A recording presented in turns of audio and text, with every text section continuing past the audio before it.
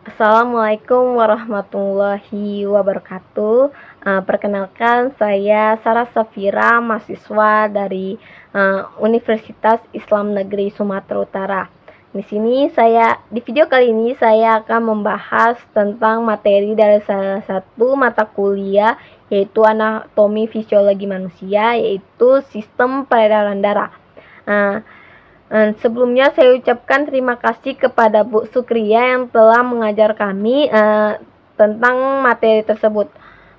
Baiklah, sebelum memulainya video kali ini, saya akan mengucapkan terima kasih kepada penonton yang akan mendengarkan penjelasan dari saya.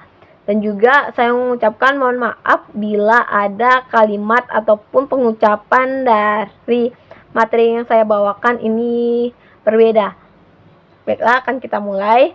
Yang pertama yaitu sistem peredaran darah atau sistem kardiovaskular. Sistem kardiovaskular ini dalam bahasa ilmiahnya itu kardio yaitu jantung, dan juga vaskular yaitu darah ataupun pembuluh darah. Sistem kardiovaskular ini terdiri dari 3 komponen utama, yaitu darah, jantung, dan juga pembuluh darah. Salah satu contoh ilmu yang mempelajari sistem kardiovaskular ini yaitu yang berkaitan dengan darah, itu pembentukan jaringan darah, gangguan yang terjadi pada darah tersebut. Itu salah satu contoh materi ilmu maksud saya yang mempelajari tentang sistem kardiovaskular ini. Baiklah, yang di sini ada fungsi dari darah itu terdiri dari 3 fungsi umum. Yang pertama, transportasi. Darah mengangkut oksigen dari paru-paru ke seluruh tubuh dan juga karbon dioksida dari seluruh tubuh ke paru-paru untuk diekstrasikan. Dan juga darah juga membawa nutrisi dari seluruh sistem pencernaan ke seluruh tubuh, dan juga hormon dari kelenjar endokrin ke seluruh tubuh lainnya. Darah juga mengantar panas dan juga produk limfa dari berbagai organ untuk dikeluarkan dari tubuh melalui sistem ekskresi. Fungsi yang kedua yaitu pengaturan. Sirkulasi darah menjaga homeostatis semua statis cairan tubuh. Darah juga membantu pengaturan pH melalui penggunaan buffer, yaitu bahan kimia yang mengatur basa dan juga asam kuat menjadi asam lemak. Fungsi yang ketiga yaitu perlindungan.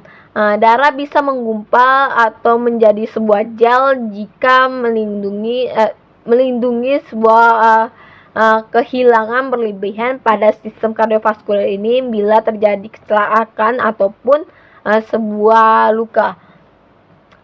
Ciri-ciri fisik dari darah ini, yang pertama, darah lebih padat ataupun lebih kental dari air dan juga terasa lebih lengket jika kita pegang.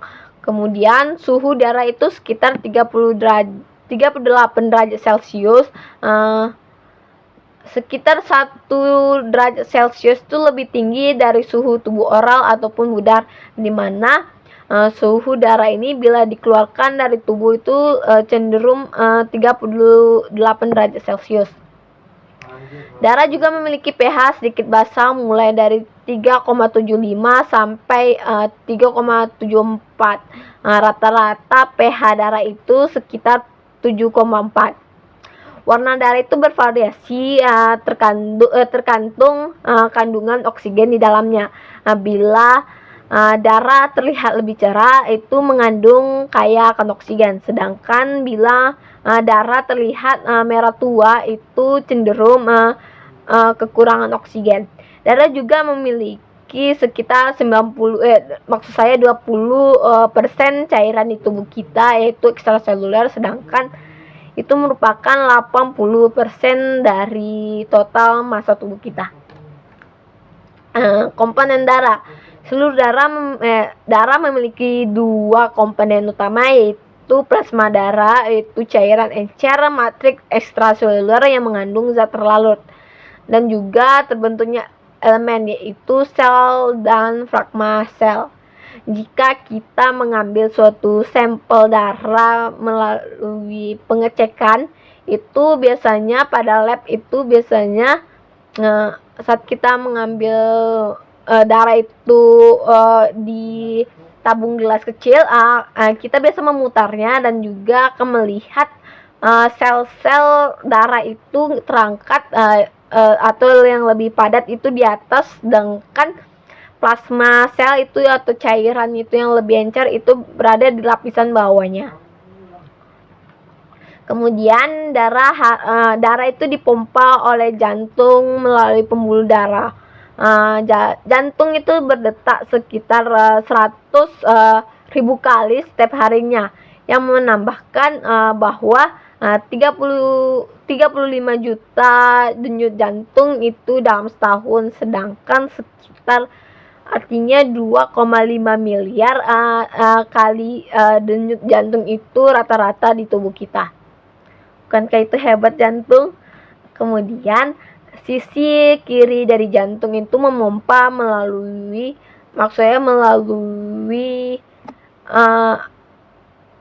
di sini tidak dijelaskan, di perkisaran 100 km pembuluh darah, sedangkan untuk sisi kanannya jantung memompa melalui paru-paru, kemungkinan darah yang mengambil oksigen dan mengeluarkan karbon dioksida. Bahkan jika kita tidur, jantung memompa 30 kali lebih berat dari tubuh kita setiap menitnya. Untuk sekitar berarti 5 liter darah itu masuk ke paru dan juga sama volumenya dengan sisa tubuh kita. Di sini dibahas tentang jantung. Jantung relatif kecil, kira-kira sama dengan segepal tangan kita seperti ini. Ukuran jantung itu panjangnya 12 cm yaitu 5 inci, lebarnya 9 cm atau 3,5 inci, dan juga tebalnya 6,2 inci. Masa rata-rata jantung pada wanita dewasa itu sekitar 250 gram, sedangkan pada pria dewasa itu 300 gram. Jantung bersandar pada diafragma, yaitu dekat garis tengah rongga dada, di mana letak jantung itu di medium sternum, sebuah daerah anatomi yang memanjang dari tulang dada ke tulang belakang kolon, dari tulang rusuk pertama dan juga ke diafragma, dan juga di antara paru-paru.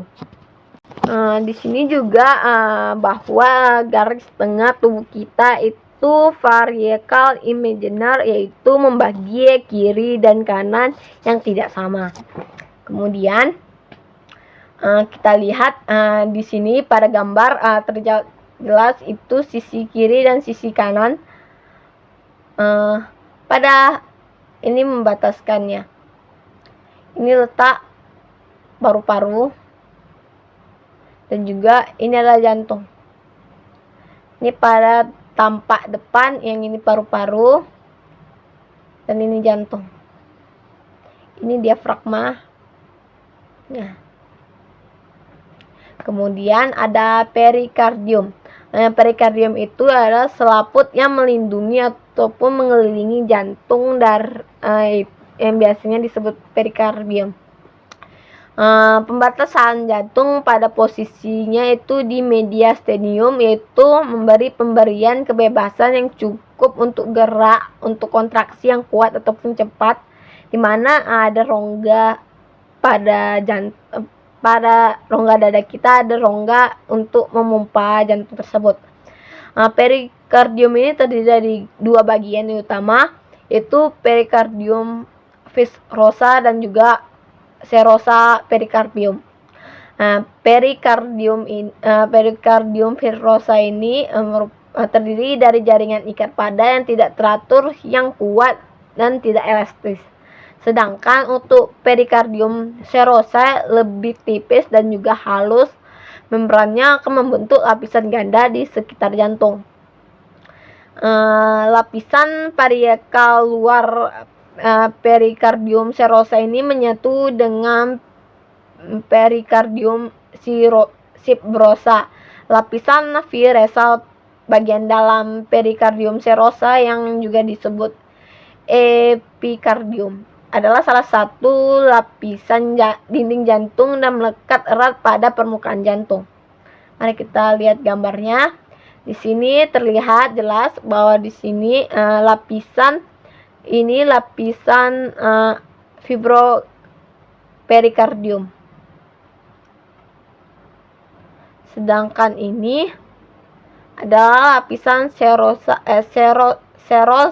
perikardium.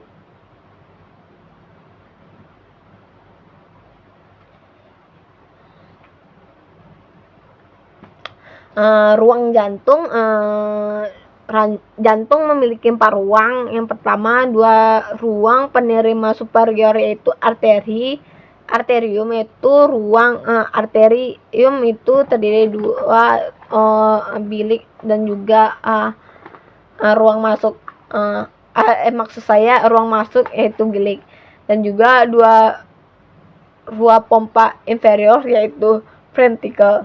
Artinya sebelah kiri ada arterium kanan dan juga ventricle kanan, sedangkan sebelah kiri ada arterium kiri dan juga ventricle kanan.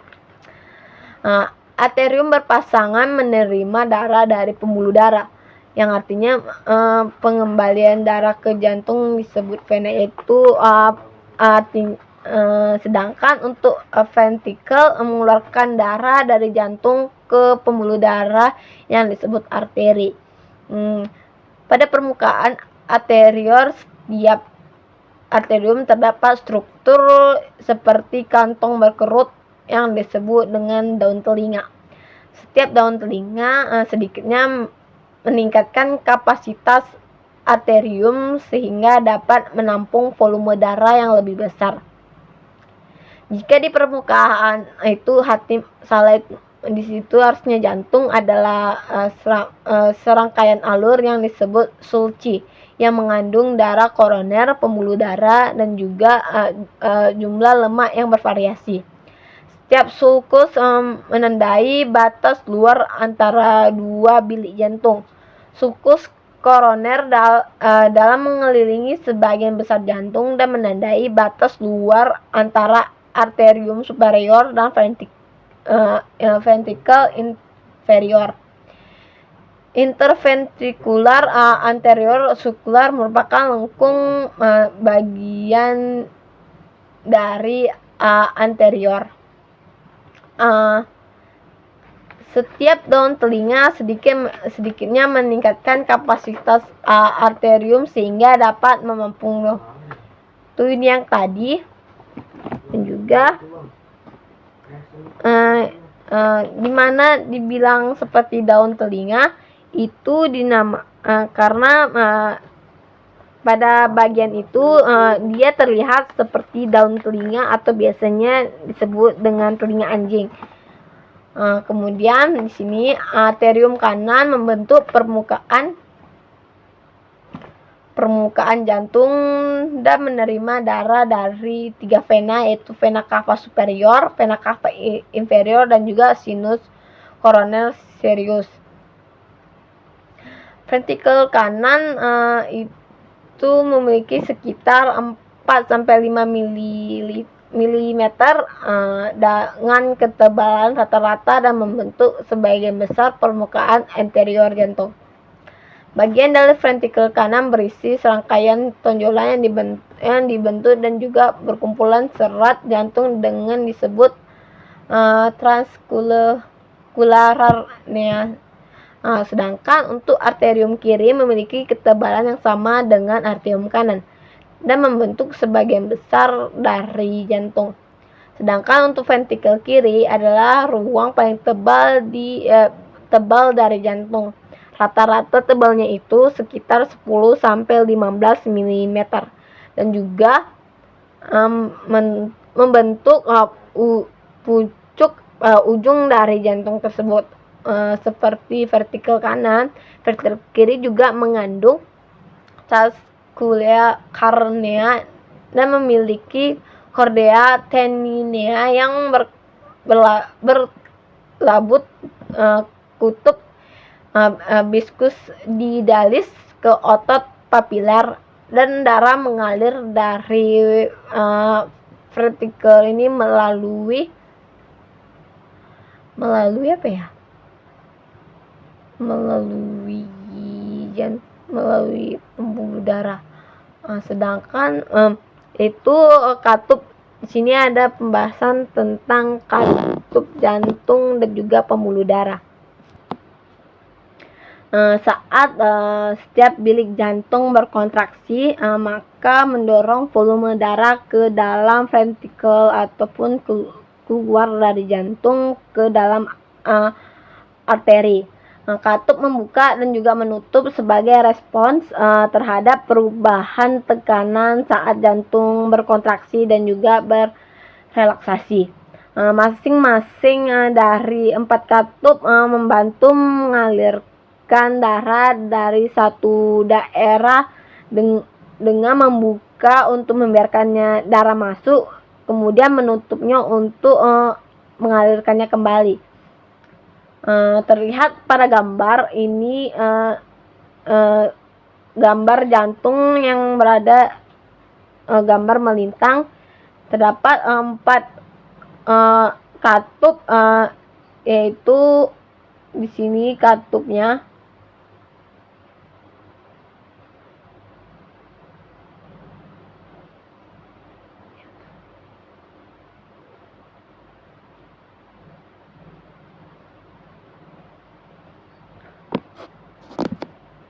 Di sini sebelah sini bagian kanan yaitu arteriovaskular katup. Ini katup pada bagian arteriovaskular sebelah kiri. Ini merupakan cincin dari arterionik.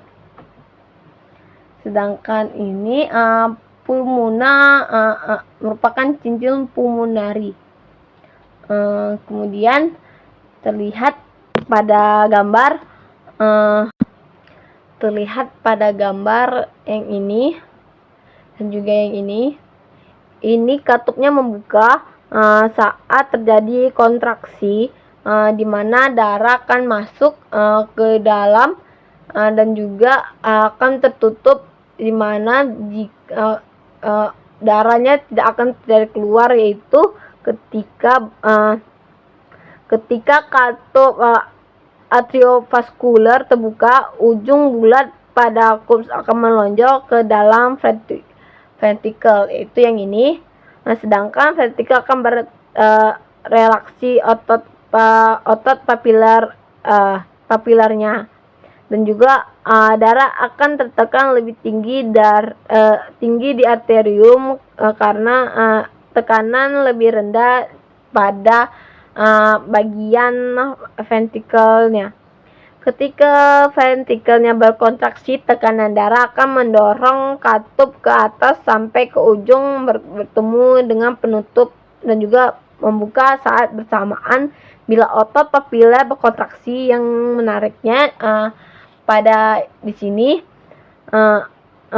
di mana dia akan mencegah katupnya itu akan membuka kembali sebagai respon terhadap suatu tekanan, di mana bagian vertikalnya lebih tinggi.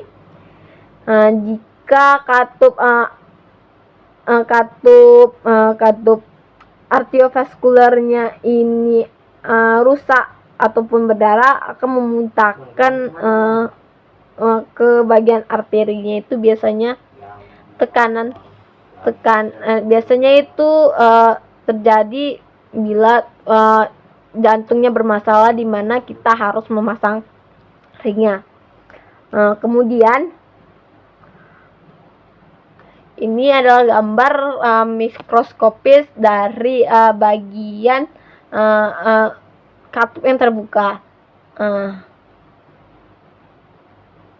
dan ini juga pada ini menutup,